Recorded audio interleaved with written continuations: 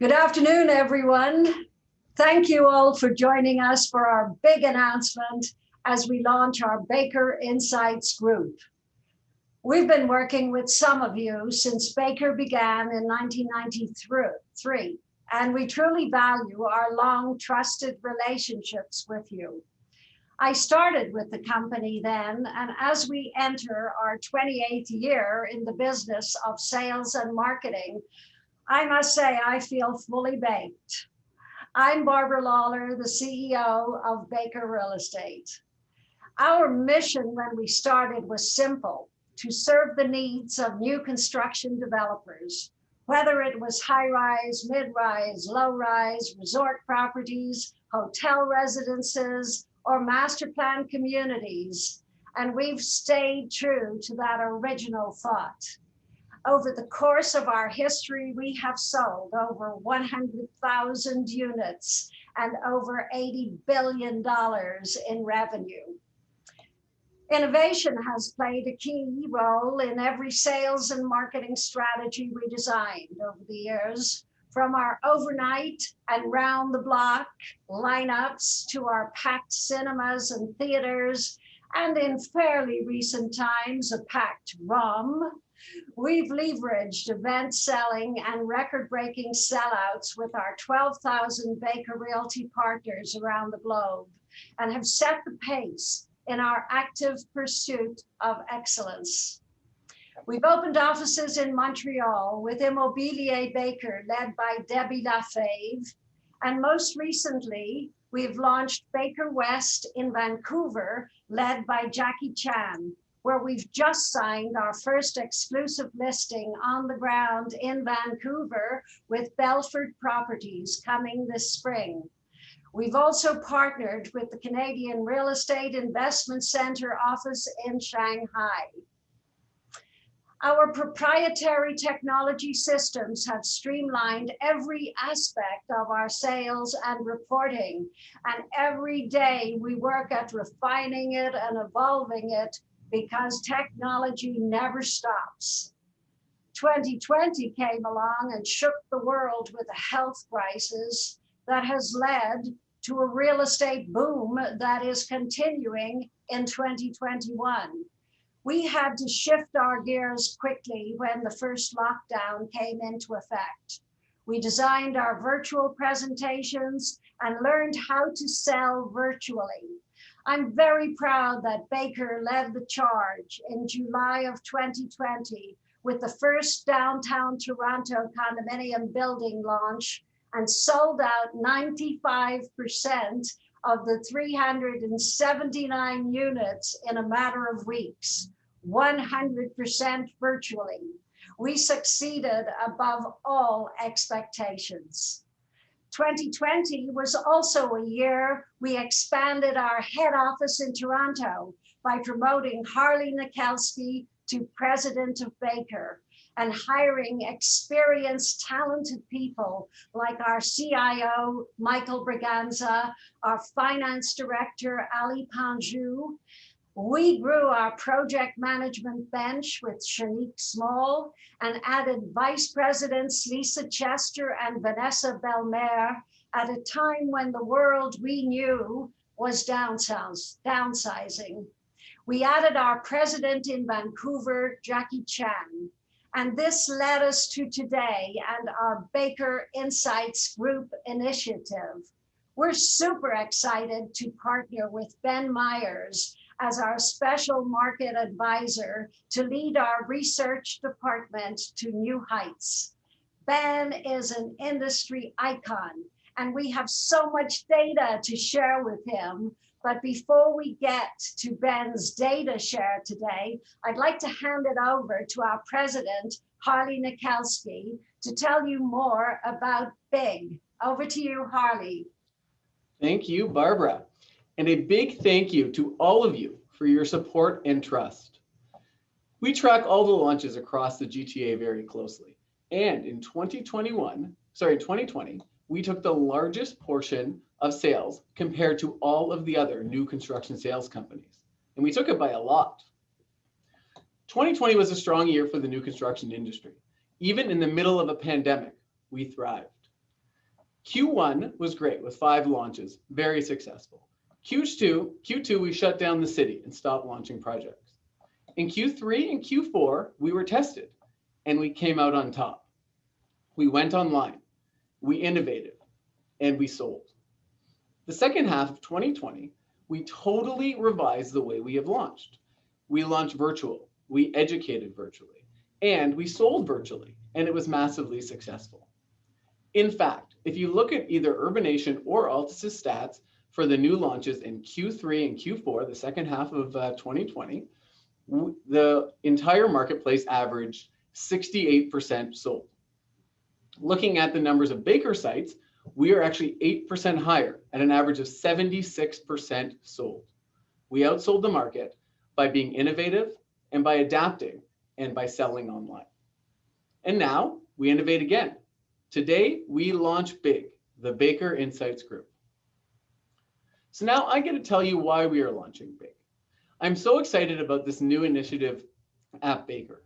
We have been thinking and speaking about this for years, and today it's a reality. This group is going to put Baker's clients ahead of the game with a new competitive advantage. B.I.G is going to help the development community. B.I.G is going to educate the media for the industry's sake.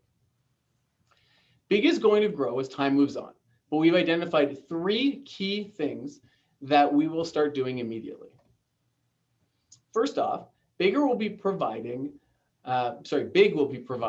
custom reporting using real-time fact-based research and data for developers, allowing them to design new home projects that match market demand. This will allow us to guide our clients towards better decisions when purchasing new sites and when planning their current sites. This data provides our developers with a critical edge in a very competitive marketplace. Because of the vast number of projects we represent across multiple locations and product types, we have access to the most complete data set of what's selling across the GTA. Sales, trends, absorptions, even rescission data. We are partnering with Ben to sort through this data and produce meaningful reports to educate the developer community on what works, what does not, what adds value, and what we can all charge for. One of the first things we have discussed is something that comes up in almost every floor plan meeting. Do I really need to add a den? What's a den worth? Well, we have the data to prove it's worth adding a den, but I'll leave that to Ben to talk about in a few minutes. We are just getting into the data, but watch for some very exciting reports from the B.I.G group. The third very important role B.I.G will play immediately is the education of the media. There has been some negative coverage of the condo market recently. Not surprisingly, we have a different perspective based on our frontline experience. Add our experience to B.I.G data reports, and we have everything the media needs to publish more accurate stories and to help all of us. Again, we are going to grow B.I.G as time moves on, but for right now, we think this will be a game changer for the entire industry. On that note, I want to turn it over to Ben Myers, Baker's newest addition and our partner in the Baker's Insight Group, to tell you all about the 2021 marketplace, recap 2020, and report on a Baker Insight that, again, I know we are always being asked about. What's a den worth? Ben?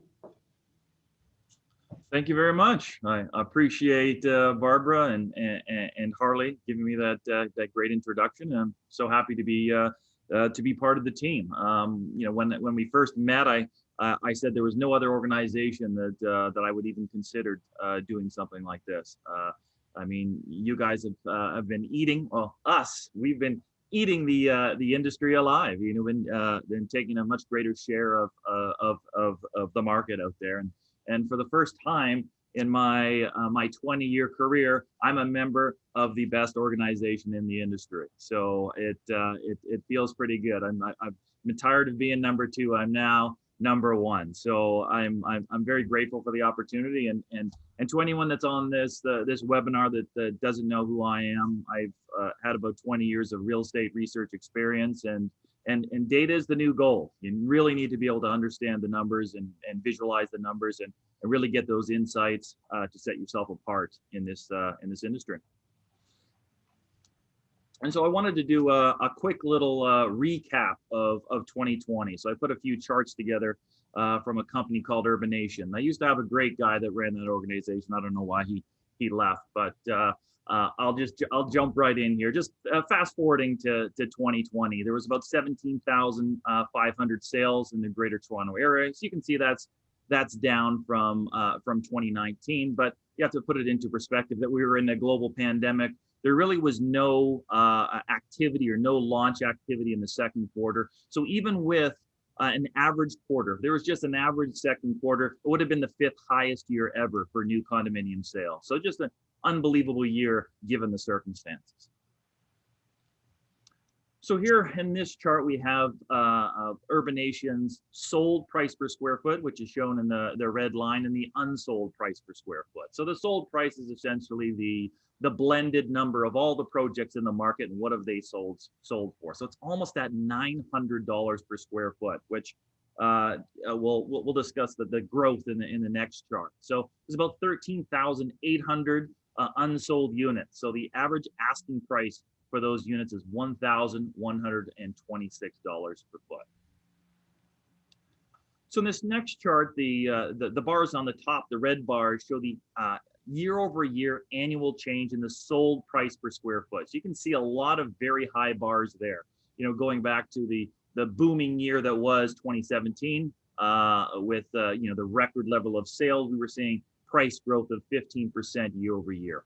At the end of 2020, it was 6% year over year, a very respectable year, and really where we want the market to be, and to be healthy growth, step up growth every single year. And 2020 actually marked the 26th consecutive year of price growth in the new condominium market. Just, unfathomable when you think of all the things that have been thrown in the way of the Greater Toronto Area new condominium market, in terms of pandemics, in terms of SARS, in terms of recessions, in terms of global financial meltdowns. Through all of that, pricing has continued to go up. And you can see the unsold price per square foot was also up 5% year over year. So the market is trending a little bit more healthy than the 36% growth in 2017. It's great if you have sites in the market and you see that type of growth, but when you're going out to buy land and you've got a 36% year over year growth, you might not be as happy about the land prices that you're seeing. So this chart here shows the percent of units that are sold in the marketplace. So at the end of 2020, 87% of the units in active projects were sold. So that's actually the tied for the highest level outside of that, anomaly year that was 2017. So really unbelievable results. 87% of the units out there are sold. So congratulations to some of you that sold those units for your clients, and developers, obviously, that have played a big part in that.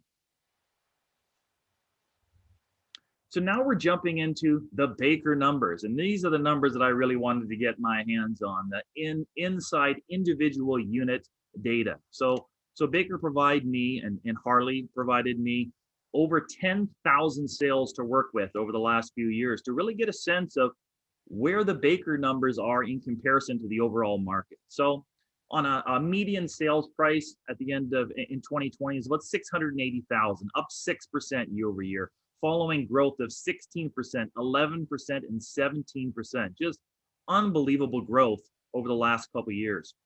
And at the bottom, it shows Baker's median price per square foot. So that was $1,144 per square foot in 2020. And that was up 11% year over year, following growth of 18% in 2019 and 19% in 2018. So again, striking numbers going back the last couple of years. So one of the things that I've been doing for 10 years is doing recommendations on the unit mix and how are those things changing. So if we look at 2020's mix, and we have studios, 1s, 1+10s, 2s, 2+10s, and 3s. We got rid of the larger units out there. So there has been a little bit of change in 2020. Despite the talk of studios not being great investments, people don't want to live in small units downtown. the share of studios increased in 2020 to 7%. Interestingly enough, the one bedroom shares went down. And we'll discuss one of the reasons why we think that's happened. One plus den went way up from a 13% share in 2019 to 23% in 2020. And I think that has something to do with Harley's recommendations. And two bedrooms went down, and we saw increases in the larger units. So 8% for 2+ dens, 13% for 3 bedrooms. So at one point in time, no one was doing 3-bedroom units. It was everyone shied away from those. So to see that jump up to 13% is pretty interesting in the marketplace. So in this chart here, it shows the median, square feet by bedroom type at the top and the price per square foot of those units in the bottom. And this is again based off of 2019 and 2020 Baker sales information. These are not asking prices, these are sold prices.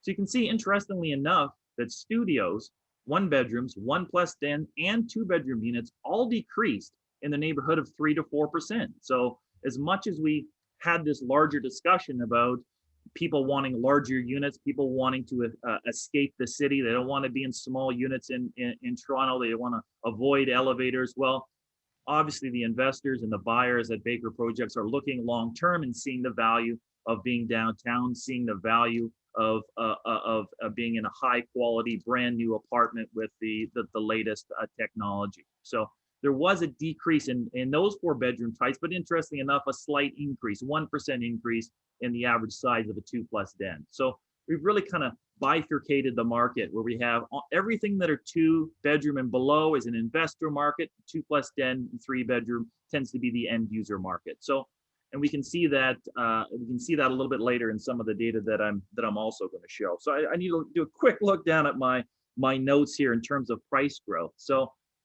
we can see there was a decline in the studio prices, but that really had a lot to do for the fact that Barbara and Harley just did a fantastic job at 11YV in 2019 and just sold a gazillion of these studios at 2,000 and above square feet. So, unbelievable job there. It might have had something to do with some of the speakers at the 11YV event at the ROM. If some of you were there, there was some great speakers.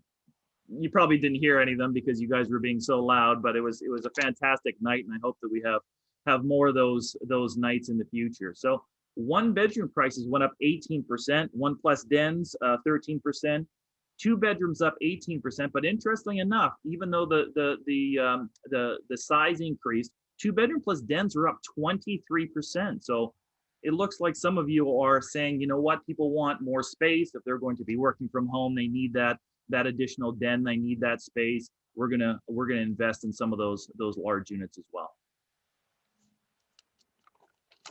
So this was the chart that Harley was getting at, and I know it's a pretty busy looking chart here. So we've got the rounded unit size at the top. So essentially, I took all the sales units from 500 to 900 square feet and rounded it to the nearest 100. We have the bedroom types and the number of bathrooms. So really wanted to get to the point is it worth adding a bedroom? So if you look at a 500 square foot unit, 1 bedroom, 1 bath, essentially the exact same sized unit, it's $60,000 more for a 1+ den at essentially the same price. So people want that den, even if it means they have less living space. They want that den. And really, almost the exact same case for a 600 square foot 1-bedroom plus den, a 1 bedroom and 1 bath. Sorry, about a $60,000 difference between the one without and the one with a den. So kind of interesting. But when you get into the larger unit sizes, once you get into a 700 square foot den, 2-bedroom, 2 bath, that premium actually shrinks to about 15,000. So as the units get larger, the value of a den actually declines, which is pretty interesting. And we even get to the point where at an 800 square foot unit with 2-bedroom and 2 bath, there is no additional value for the den. So people really just want that second bedroom. They don't necessarily need the den as an addition on top of that. So pretty interesting numbers. And again, we'll make this chart available for those that want to take a look at it and they want to dive right into the numbers themselves. Oh, here. This is the chart that I love, and I talk about a histogram all the time. But essentially, we want to look at where the units are falling in terms of size. So these are 100 square foot size ranges or bins here, and just to get a sense of where the sales are happening. So 2018, 30% of the sales happened between 600 and 700 square feet. 2019, 27% fell from 600 to 700, and in 2020, 24%. So there hasn't really been much of a change over the last 3 years. There has been more smaller units, as you can see in 2019 and 2020, a fairly big increase in 2019 in the 400 to 500 square foot units. And again, it's heavily dominated by 11YV just because that was such a huge site and such a huge launch in 2019 with a lot of units. But it definitely is starting to push towards smaller units. And again, 300 to 400 square foot units made up 8% of the sales for Baker projects in 2020. So that is a pretty significant jump on a year over year basis. So people have not given up on the micro units yet. They haven't ruled out a major return to Airbnbs, even though I know there's certain legislations out there that might prevent some of you investors from buying those units. But again, the proof is in the pudding. The sales are happening in those smaller units. And interestingly enough, Baker has sold a lot of much larger units, 1,400, 1,600, 1,800. Still a small share overall, but people are buying those large units. They want that additional space, and they want to be in the major downtown towers. And so this chart here, I wanted to take a look at where the price growth was happening on the unit sizes. So we have the rounded unit size on the vertical axis, and on the horizontal axis we have 2018, 2019, and 2020. So the size of the circles there show how many sales happened in those ranges, and the color reflects the median price per square foot. So interestingly enough, the 400 square foot units went from $716 per square foot in 2018 to $1,090, and increased again. Again, I bring up 11YV that contributed to some of that growth in 2019, but it grew again in 2020, 16% to $1,267 per square foot. 500 square foot units. Look at that 3-year trend line: 17% growth, 32% growth, and then 13% growth. The 500 square foot unit is the new 600 square foot unit. So if you're planning your projects, Harley keeps banging me over the head: small units, small units, small units, and here's the numbers that back it up. So and again, but 600, even though 600 is going out of fashion, 27% growth, 19% growth, and 13% growth. So again, I mean, the market is going up strong across the board. The only one where we saw a little bit of a decline was 900 square feet. And again, I think the investor market is pushing smaller. The end user market is pushing bigger. That 800 to 900 square foot unit, it seems to be a little bit in no man's land right now. It's maybe a little too big for the investor and maybe a little too small for the affluent end user. So, but one thing I do like to always take a look at is the price per square foot. You want to maximize your price per square foot while still having a building that is very sellable, that has a mix of units. You don't want to go to the municipality with 370 400 square foot units and have Josh Matlow down your throat. You want to have a decent mix. So you got to look at the price per square foot. So highest price per square foot at those 400 square foot units. But again, you have a lot of those. You got more walls, you got more kitchens, you got more doors, you got more buyers. So there's definitely some more cost in doing those very small units.